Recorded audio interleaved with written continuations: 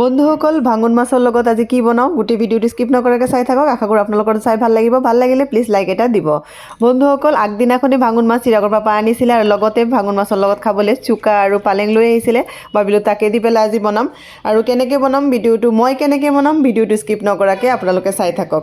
আৰু প্ৰথমে ভাঙন মাছখিনি কেইটামান মই ভাজি ল'লোঁ আৰু ভাজি লৈ কেৰাহী পাতি সেইটো তেলতে মই জিৰা ফোৰণত দি পেলাই তাতে কেঁচা জলকীয়া বিলাহী আৰু দুফুটামান নহৰু দি দিছোঁ। কিহৰ কাৰণে মই পালেঙত নহৰু দুফুটামান দিলেহে ভাল পাওঁ। আৰু এইখিনি বিলাহীখিনি ভালকৈ গলি যাবলৈ মই ইয়াতে নিমখ অলপ দি দিছোঁ আৰু তাৰ লগতে কুটি থোৱা শাকখিনিও দি দিলোঁ। শাকখিনি ধুনীয়াকৈ হালধি দি পেলাই ধুনীয়াকৈ ঢাকনা মাৰি মাৰি সিজাই আছোঁ আৰু সিজাই থাকিম। আৰু তাৰপিছতেই ইয়াতে ফ্ৰাই মাছখিনি দি পেলাই আকৌ ঢাকনা মাৰি ধুনীয়াকৈ সিজিবলৈ দিম। আৰু সিজা হৈ গ'লে মই ইয়াতে গৰম পানী অলপ দি দিম। গৰম পানী দিয়াৰ পিছতে উতল আহিলেই মই ইয়াতে ধনিয়া পাত অলপ দি দিম। ধনিয়া পাত দিয়াৰ পিছতেই মই তৰকাৰীখিনি মোৰ প্ৰায় হৈয়ে যাব। আৰু বন্ধুসকল দেখি তৰকাৰীখিনি ইমানেই লোভ লাগিছে, কেতিয়া খাওঁ খাওঁ লাগি গৈছে।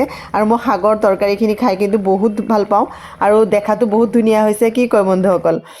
এয়া মই একদম ভাত বাঢ়ি ল'লোঁ, ৰ'ব পৰা নাই। আৰু তৰকাৰীখিনি কিন্তু খাবলৈ কিন্তু বহুত ধুনীয়া হৈছিলে বন্ধুসকল। একদম টেঙায়ে জ্বলায়ে খুব ধুনীয়া মিক্সড হৈ গৈছে।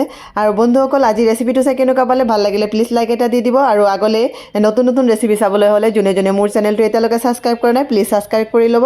আজিলৈ ইমানখিনিয়েই। Bye bye.